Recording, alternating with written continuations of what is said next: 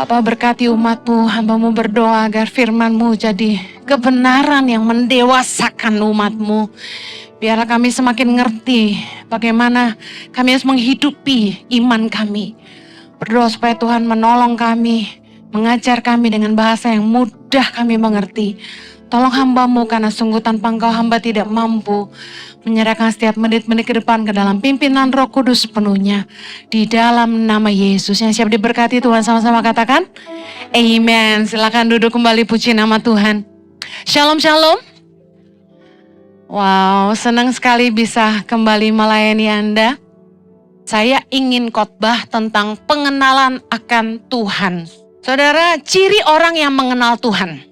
Ingat, orang yang Kristen ke gereja, bisa doa, bisa baca firman, belum tentu sungguh-sungguh mengenal Tuhan. Kita mau belajar ciri orang yang sungguh-sungguh mengenal Tuhan dari firman Tuhan. Mari kita lihat firman Tuhan. 1 Yohanes 2 ayat yang ketiga. Kita baca sama-sama. 3, 2, 1. Dan inilah tandanya bahwa kita mengenal Allah, yaitu jikalau kita menuruti perintah-perintahnya. Orang yang sungguh-sungguh mengenal Allah pasti akan menghidupi firman Allah. Katakan amin. Saudara, kita tidak mungkin taat kepada orang yang kita nggak kenal. Hubungan tuh ada levelnya. Pertama kita kenal, lalu kita percaya, baru kita dengar. Kalau saya ajak salah satu jemaat yang mungkin Tena tidak kenal, lalu saya dan jemaat itu menawarkan minuman kepada Tena. Saya yakin Tena akan memilih minuman yang dari saya dibandingkan jemaat yang dia tidak kenal. Anda setuju? Karena kita tidak tahu orang itu kasih kita minum apa. Orang itu kasih kita makan apa. Kita cari restoran aja, kita cari yang viral. Yang kita kenal. Kadang-kadang kita ke supermarket aja. Kita pilih biskuit, kita pilih yang mereknya familiar. Benar nggak? Yang kita beli pasti yang kita tahu. Oh, merek ini. Terbukti orang kalau ke luar negeri, yang dibeli itu aja, nggak usah ke luar negeri. Orang kalau keluar kota, yang dibeli pasti yang mereka dengar. Coba saya mau tes jemaat ICI, tahu makanan daerah nggak? Kalau ke Kupang apa yang terkenal? 100 buat Anda. Sei. Kita tes lagi. Kalau ke Papua harus makan apa? Papeda. Selain papeda, temennya apa? Kalau makan papeda sama apa? Ikan kuah kuning. Pintar sekali. Oke. Ikan apa di Papua yang dilarang makan tapi enak sekali? Hah? Bukan Mbak Arwana. Napoleon 100 buat Ibu Hedi, luar biasa. Ini kalau bikin cepat tepat menang berapa kaos nih. Saudara, kita akan mempercayai seseorang yang kita kenal. Dan kita akan mentaati seseorang yang kita percayai, setuju? Nah, dengan Tuhan, kalau Anda sungguh-sungguh mengenal Tuhan, Anda pasti taat firman Tuhan. Sederhana firman Tuhan ya. Nah, orang yang beriman tandanya gini, dia hidup sesuai firman.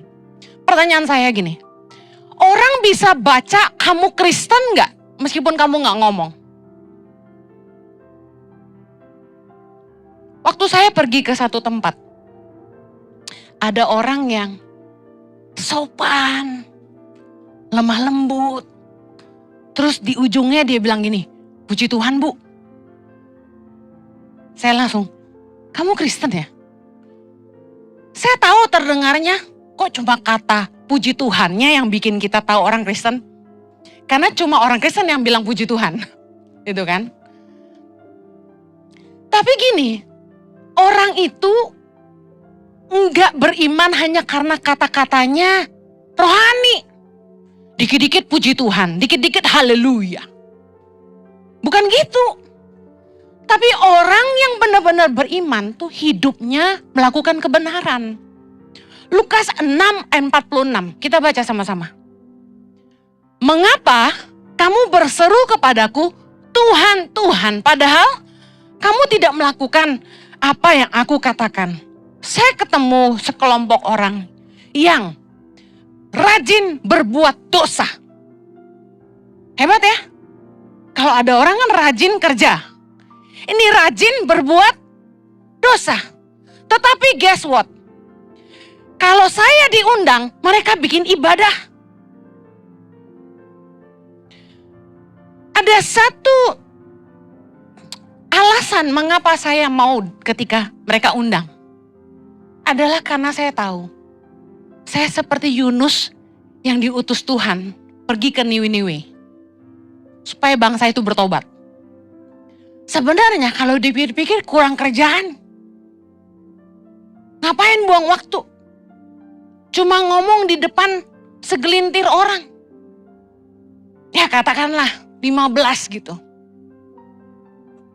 Tapi saya tahu, saya punya misi, saya datang ini untuk sampaikan kebenaran firman. Saya tahu mereka hidup dalam dosa, dan saya khotbah, saya hajar habis-habisan. Kan Ibu Heni terkenal kalau khotbah? Udah, jangan ada dusta di antara kita. Terkenalnya? Nah gitu dong, jangan marah-marah. Penekanan. Bukan marah, tapi penekanan. Tegas gitu loh. Masa marah? Karena perempuan tuh sopran kan, suaranya tinggi melengking. Padahal saya gak marah loh. Saya tuh ngomong baik-baik dengan penuh semangat. Tapi terdengar marah. Anyway, saya gak pandang dia siapa. Mau dia kaya, mau dia orang hebat, gue sikat. Anyway, saya sampaikan kebenaran firman. Buat apa? Panggil pendeta khotbah seperti Anda datang ke gereja. Kalau Anda tidak mau dengar firman dan Anda tidak mau lakukan, apa nggak capek ke gereja? Kan Bu Heni, kita orang-orang rohani harus datang ke gereja tiap minggu. Kalau nggak ke gereja tuh dimarahin mama. Kalau nggak ke gereja dimarahin papa gitu. Anak muda ya, bener nggak? Anak-anak kita dimarahin kan, diancam kan? Nggak ke gereja, nggak main game seminggu, bener nggak?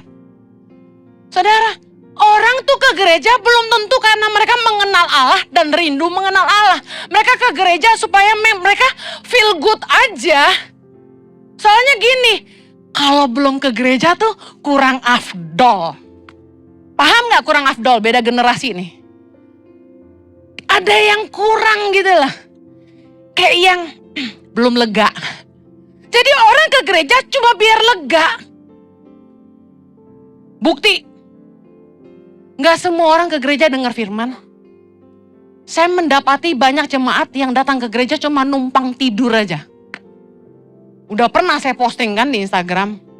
Pengerja ada yang bilang, kok bugem gitu sih? Gak boleh dong foto-foto jemaat tidur. Kan gue fotonya dari belakang. Supaya jadi pelajaran. Awas udah tidur lagi. Gue cari, gue foto lagi. Dengar baik.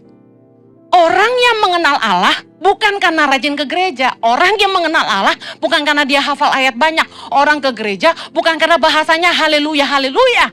Orang yang mengenal Allah tandanya dia taat akan perintah Allah. Dia menghidupi kebenaran. Dia lakukan firman Tuhan. Jadi kalau Anda ke gereja, jangan cuma manas-manasin kursi gereja and then feel good and go home. Laporan sama pacar di rumah, gue udah ke gereja. No. Kalau ke gereja itu dengerin khotbah. Try to grab something. Pastikan Anda belajar sesuatu dan hidupi itu. Pulang ini PR.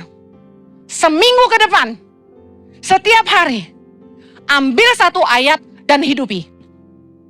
Bisa? Minggu depan kumpul ya. Kumpul PR. Gampang gak sih lakukan itu? Kenyataannya, gak semua orang beriman menghidupi firman. Bohong jalan terus, nipu jalan terus, jahat sama orang. Herannya gini, orang Kristen itu kalahnya selalu soal uang. Uang bener-bener bicara gitu. Orang tuh langsung bisa kelihatan aslinya kalau udah urusan sama uang. Gak cuma uang. Emosi. Marah-marah berlebihan. Ibu Heni juga marah-marah. Beda. Ibu Heni penekanan. Saya gak pemarah. Dengar. Saya dengar banyak orang Kristen yang kalau di gereja kelihatan alim, sopan kayak Anda gini. Tapi kalau di jalanan, kurang ajar loh. Berantem sama orang di jalan, gak bisa mengendalikan emosi. Marah-marah sama orang di luar, memandang rendah.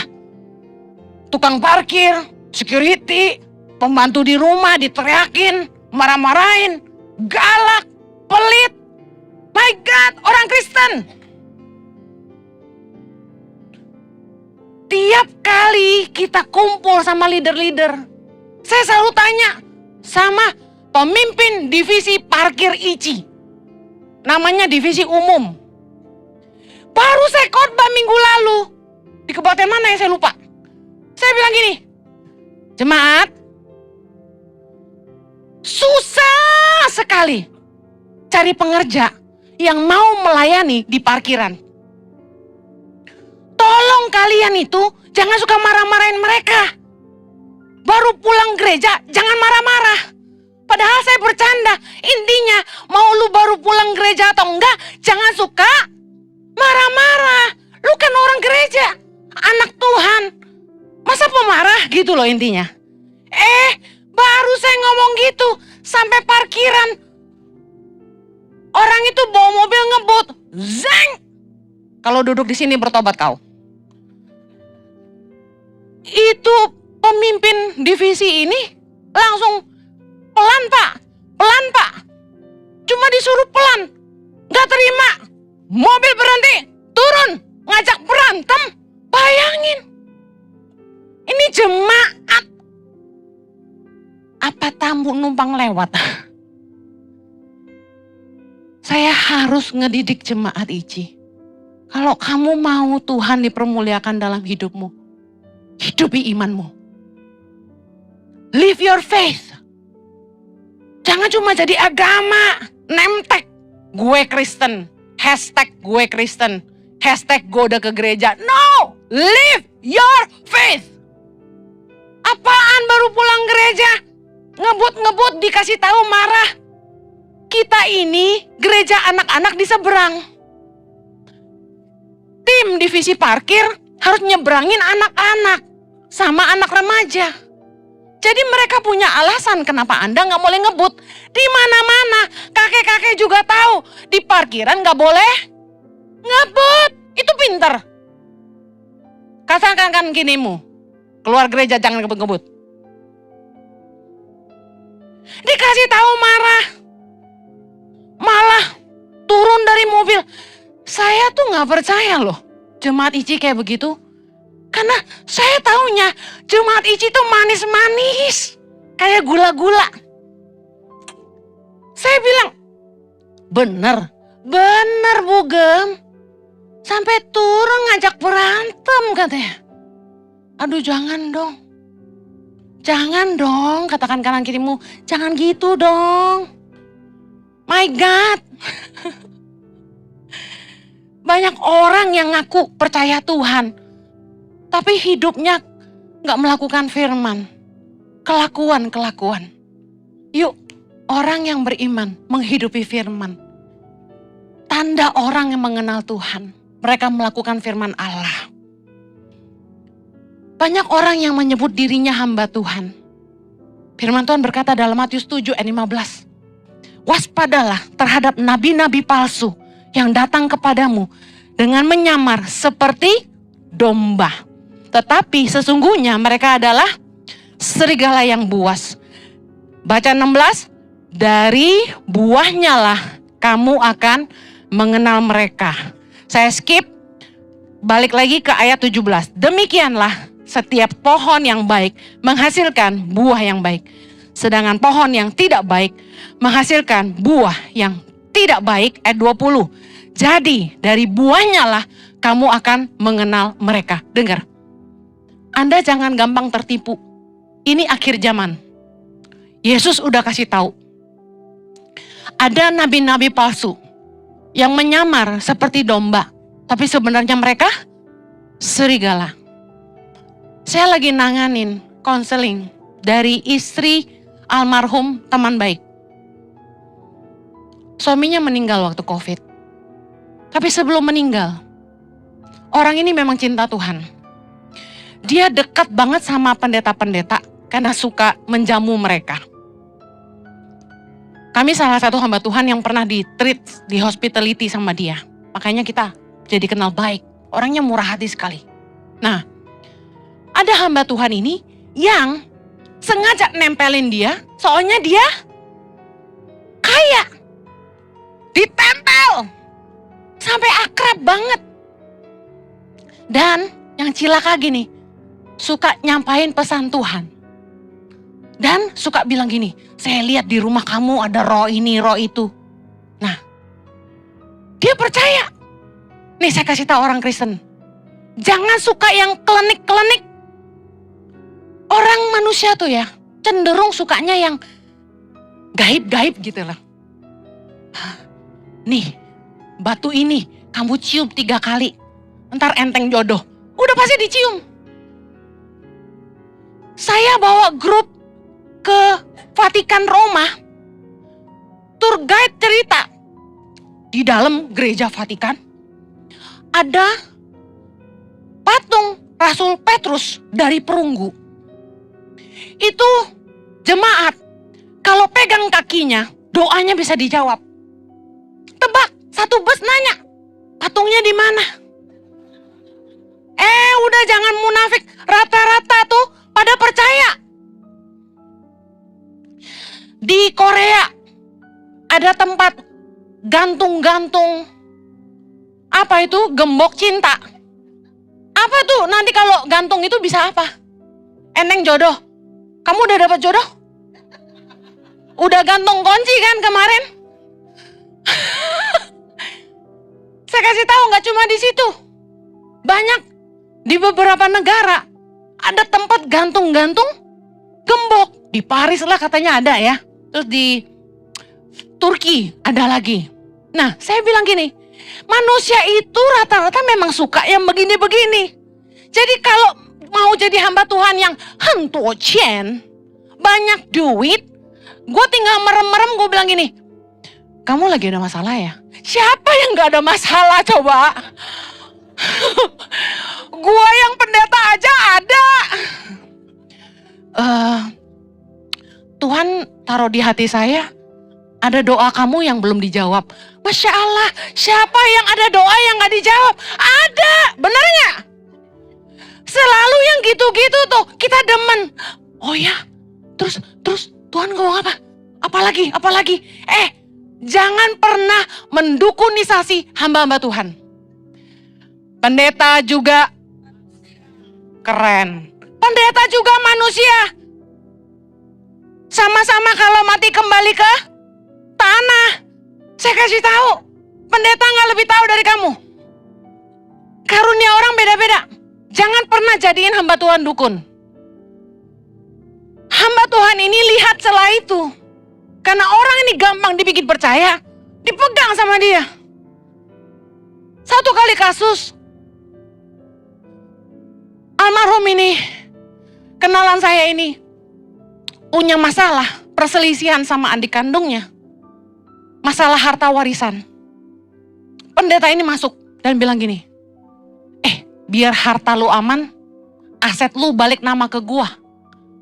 Soalnya kalau balik nama ke istri lu, masih bisa. Iya kan? Entah gimana dia nyuci otaknya. Kenalan saya ini nurut.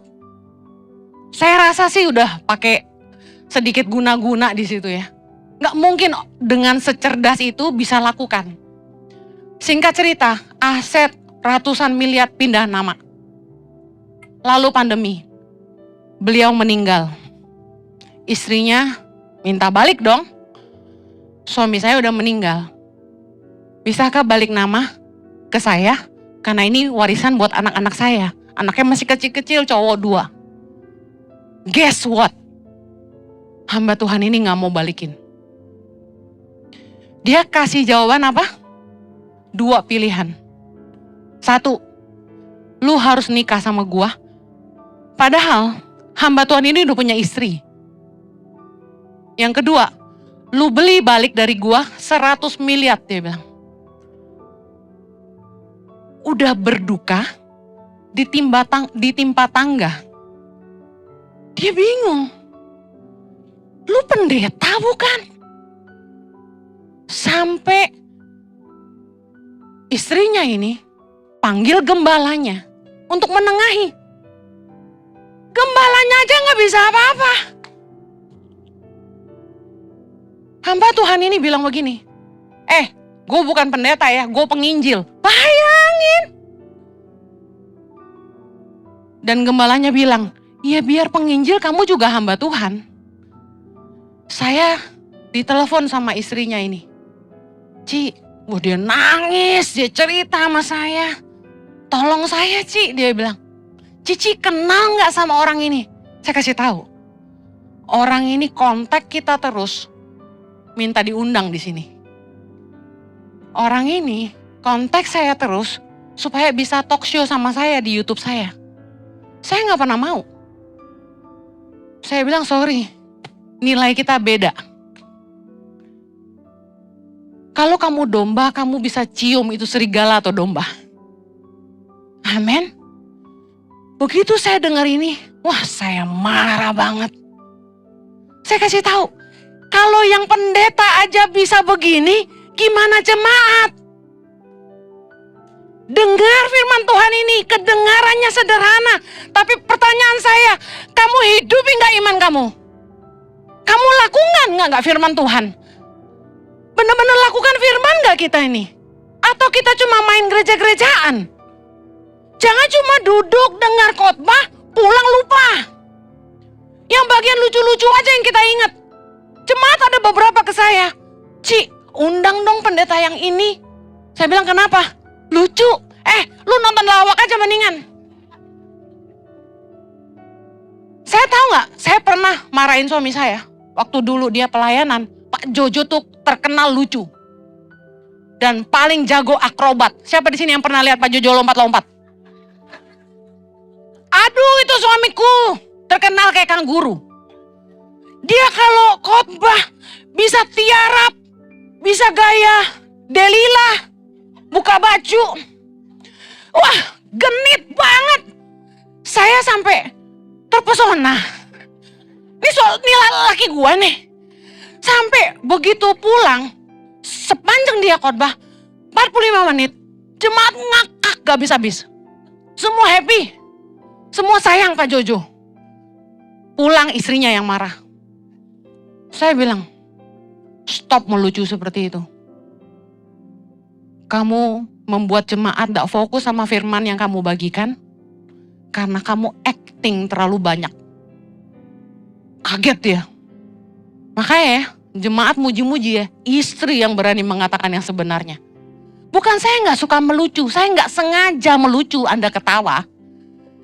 Tapi saya nggak mau sampai gurauan saya membuat Anda lupa isi khotbah yang sebenarnya.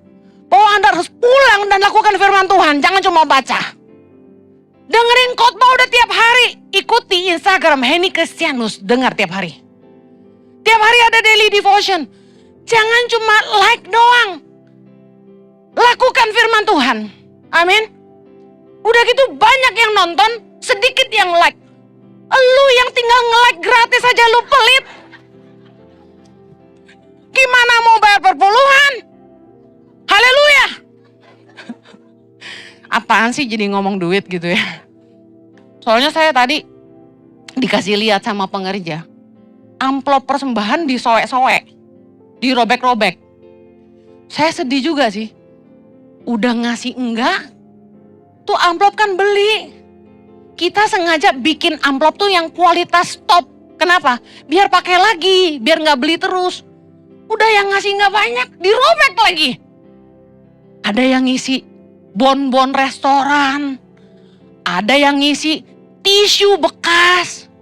Aduh, kalau nggak mau ngasih, jangan ngasih. Jangan ngerjain yang ngitung persembahan, kasihan. Anda Kristen nggak? Hidupi iman. Lakukan firman Tuhan. Jangan NATO, no action, talking only. Amen. Orang itu baik nggak baik, kata Yesus, lihat dari buahnya. Lihat hidupnya. Jangan suka terpesona sama penampilan pendeta. Cantik. Ganteng. Heran kalau diposting yang dipuji, Bu Heni makin muda, Bu Heni cantik. Terima kasih. Tapi dengerin gak khotbahnya? Yuk, pulang ini harus berubah. Iman harus nyata dalam kehidupan. Katakan sama-sama, iman harus nyata dalam kehidupan. Iman bukan hanya diperkatakan, tapi harus nyata dalam tindakan. Yakobus 2 ayat 14, kita baca sama-sama. Apakah gunanya, saudara-saudaraku, jika seorang mengatakan bahwa ia mempunyai iman, padahal ia tidak mempunyai perbuatan? Dapatkah iman itu menyelamatkan dia? Ayat 17. Demikian juga halnya dengan iman. Jika iman itu tidak disertai perbuatan, maka iman itu pada hakikatnya adalah mati. Jangan sampai orang gak bisa lihat hidupmu sebagai orang Kristen. Kita gak usah promosi, gue Kristen loh. Orang harus bisa lihat kamu Kristen. Gaya hidupmu. Jangan suka ngomong jorok. Jangan suka bentak-bentak orang. Jangan kurang ajar. Hidupi firman. Murah hatilah. Mudah mengampuni. Suka nolong orang. Jangan mata duitan. Amin. Jangan serakah. Hidup berbagi. Jangan ngutamain diri sendiri. Harus pikirin orang lain. Bukankah semua itu firman Tuhan? Haleluya. Jangan aji mumpung. Udah bolak-balik saya khotbahin soal WC gak boleh jorok. Pikirin orang lain yang pakai setelah kamu. Jangan aji mumpung, ditraktir orang makan, jangan serakah. Tahu dirilah. Saya berharap jemaat ICI beda. Orang lihat kamu langsung gini, kamu Kristen ya? Keren. Yang kedua, ciri orang yang sungguh-sungguh mengenal Tuhan. Hidup dalam ketaatan kepada kehendak Tuhan. Ibrani 11 ayat yang ke-7, kita baca sama-sama.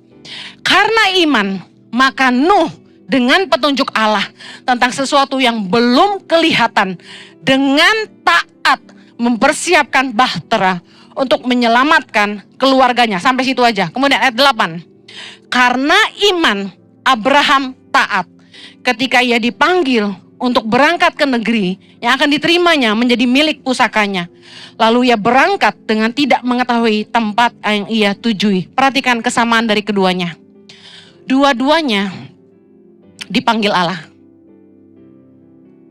Nuh dengan petunjuk Allah disuruh bangun bahtera.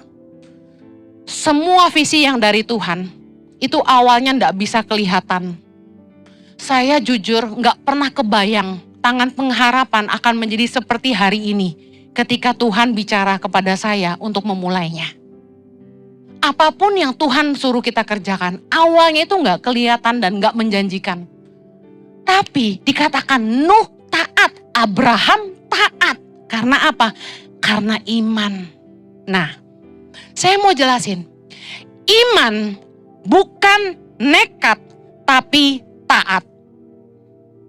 Ada orang bilang gini, wah udah beriman gue, nekat aja deh. Enggak. Yuk belajar yuk.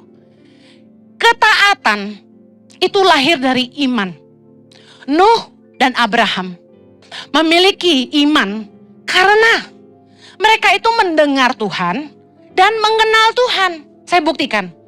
Kejadian 6 ayat 9. Inilah riwayat Nuh. Nuh adalah seorang yang benar dan tidak bercela di antara orang-orang sezamannya. Dan Nuh itu hidup bergaul dengan Allah. Perhatikan, sebelum Tuhan suruh Nuh bangun bahtera, Nuh itu mengenal Tuhan. Makanya dia taat. Hubungan melahirkan ketaatan. Abraham kenal Tuhan. Kejadian 12, pertama kali Tuhan panggil Abraham. Yang kedua, Kejadian 17 ayat 1. Ketika Abraham berumur 99 tahun, Tuhan menampakkan diri kepada Abraham. Lihat, Tuhan mengenal Abraham dan Abraham mengenal Tuhan. Makanya dia disebut bapak orang beriman.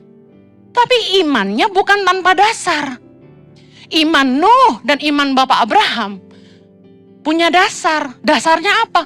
Hubungan dengan Tuhan. Mereka bergaul dengan Tuhan. Mereka mendengar Tuhan. Ingat, firman Tuhan berkata dalam Roma 10:17. Jadi, iman timbul dari pendengaran. Dan pendengaran oleh firman Kristus.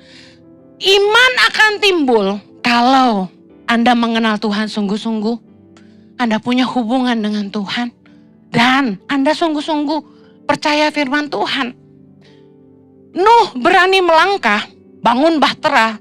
Sementara orang sezamannya berpikir Nuh gila. Karena gak ada yang pernah bangun bahtera. Nah, Nuh berani melangkah karena dia dapat petunjuk dari Allah dikatakan tadi. Iya kan? Karena iman maka Nuh dengan petunjuk Allah tentang sesuatu yang belum kelihatan. Dengan taat mempersiapkan bahtera. Nah, Kejadian 6 ayat 13 sampai 22. Di situ secara detail Tuhan ngomong sama Nuh bahwa dia mau menghapus makhluk hidup yang ada di bumi. Dan dia mau Nuh bangun bahtera. Bahkan diajarin detail gimana cara bangunnya.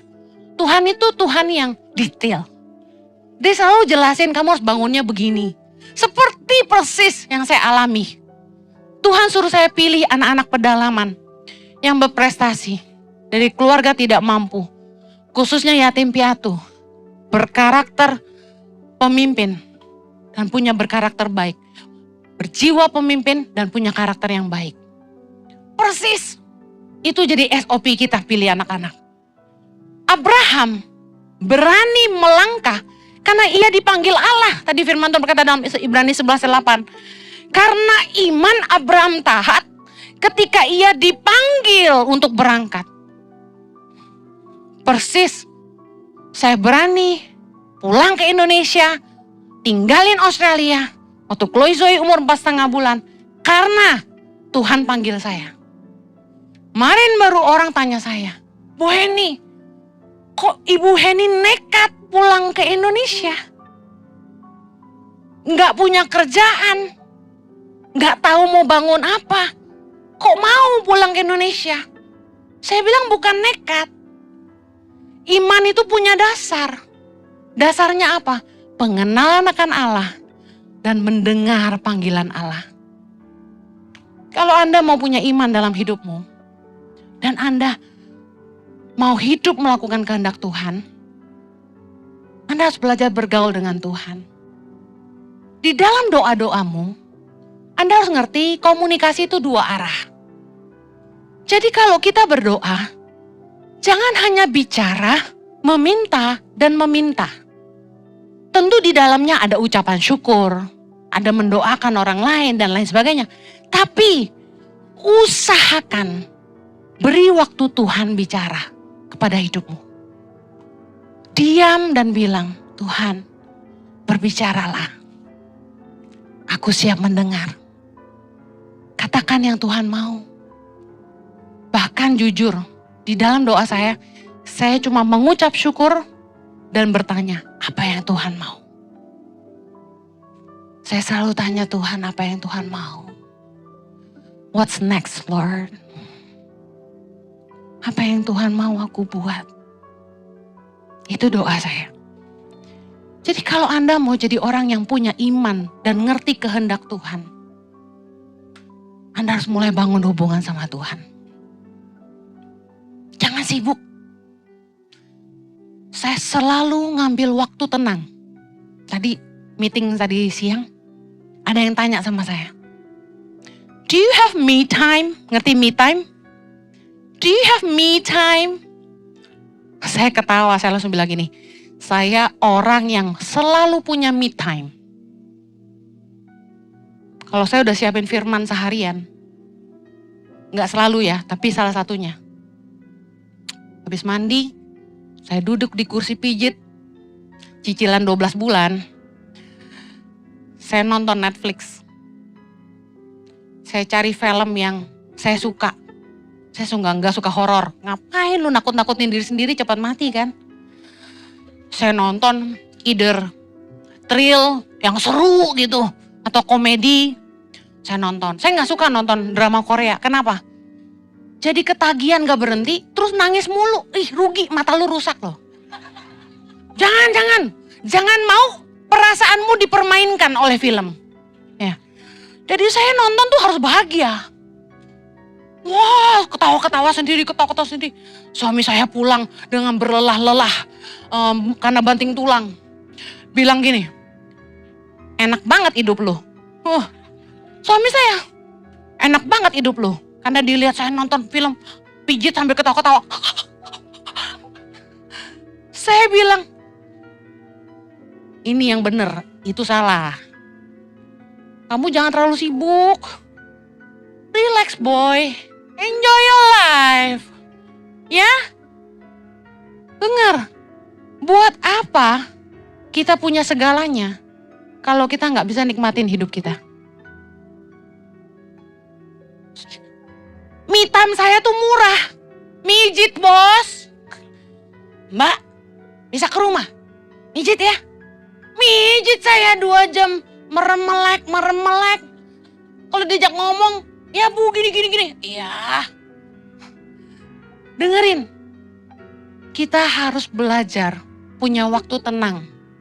Saya tadi cerita me time.